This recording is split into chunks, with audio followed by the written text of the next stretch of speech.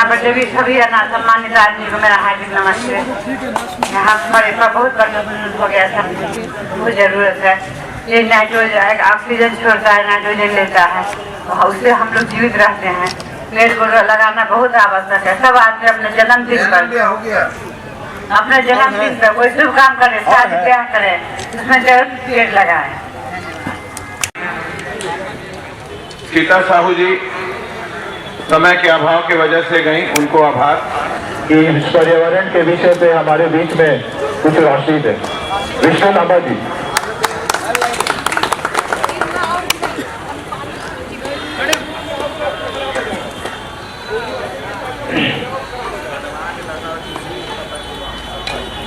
सम्मानित मंच और उपस्थित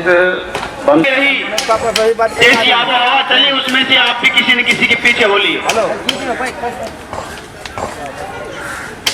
जिनका साम्राज्य अफगानिस्तान तक पहुंच गया हो, जिन्होंने भारत को भारत बनाने का काम किया हो, विश्व में प्रथम बार जिन्होंने अखंड भारत का स्वप्न साकार किया हो, आज हम इस रोटरी क्लब के कार्यक्रम के माध्यम से पर्यावरण संरक्षण और संवर्धन की बात करने एकत्र आए हैं।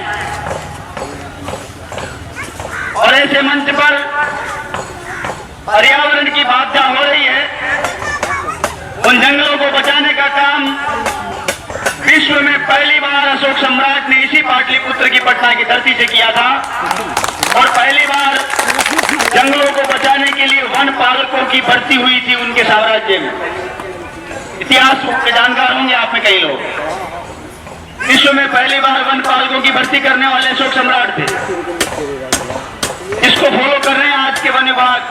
हर राज्य के, हमारे राजस्थान में भी वन मंत्रालय ने भी वन पालकों की भर्ती की है। सारी दुनिया को संदेश देने वाला, सारी दुनिया का बोझ सर पे उठाने वाला, अपनी मेहनत कश करने वाला, एक छोटे से इलाके में कोई बिहारी बाहरी कैसे हो सकता है? आप लोग एक धुन में चला जा रहा है, एक समुदाय विशेष, एक सोच विशेष, एक लीग पर चला जा रहा है। अभी विचार करना चाहिए। जो लोग नहीं कर पा रहे हैं, जो जिम्मेदार लोग हैं जो नहीं कर पा रहे हैं, उन्हें ये विचार करना चाहिए हम आने वाले विश्व को, आने वाले भारत को कैसा पटना दिखाना चाहते हैं। इस विश्व बिहारियों ने यहाँ मेरे रहने की व्यवस्था आलीशान कमरे में की, मेरे खाने की आलीशान व्यवस्थाएं की। सुबह भार्गव साहब ने मुझे 5 पकवानों से तरबतर कर दिया। कल शाम को वह सरदार मेरे स्वागत में उमड़ पड़े। आज कई लोगों के न्योते मिले, कई सियासी भी हैं, कई प्रशासनिक भी हैं। एसपी साहब ने कल आते ही कहा, यादव साहब ने कई सारी व्यवस्थाएं, कई चीजें शुरुआत कर दी। गंगा का एक नया सूत्र इन्होंने देने का काम किया कि हम लोगों को गंगा को नया केंद्र बनाना चाहिए कार्य के लिए। तो नमामि गंगे मृत सा होता जा रहा है, आपकी सड़कों पर तो मृत होता जा रहा है। ना मुझे यहाँ राजनीति करनी है, ना मुझे आप लोगों से कुछ चाहिए। मुझे सिर्फ इतना आश्वासन चाहिए, मैं दोबारा बिहार आऊं या मेरी अंतिम यात्रा है। अगर मैं दोबारा आऊं तो फिर ये कमर कस लीजिए कि हम लोग एक संकल्प ले सकते हैं, कोई सरकार नमामि गंगे के रास्तों पर चले ना चले, चल सके ना चल सके, सोचे ना सोचे, हम लोग गंगे के रास्ते पर चलें।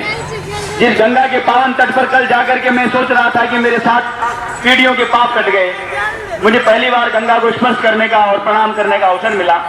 एसपी साहब मौजूद थे, यादव जी।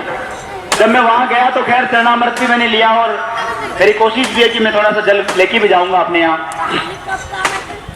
लेकिन आप लोग देख, दृश्य वहां पर जो बना हुआ है वो देखिए, क्या वो गंगा का दृश्य होना चाहिए? किनारों पर जिस तरह का कचरा जमा हुआ है, जिस तरह की गंदगी फैली हुई है, क्या वो हमारी गंगा का चेहरा होना चाहिए?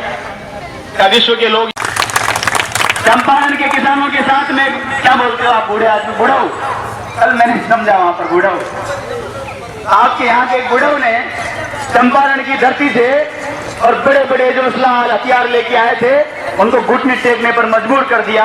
आज इस मंच के माध्यम से, इस परिवर्तन की धरा से, विश्व को मां सीता देने वाली धरा से, गुरु गोविंद सिंह देने वाली धरा से, आचार्य चाणक्य, महावीर बुद्ध देने वाली धरा से और साक्षात भगवान कृष्ण को भी रण छोड़ने पर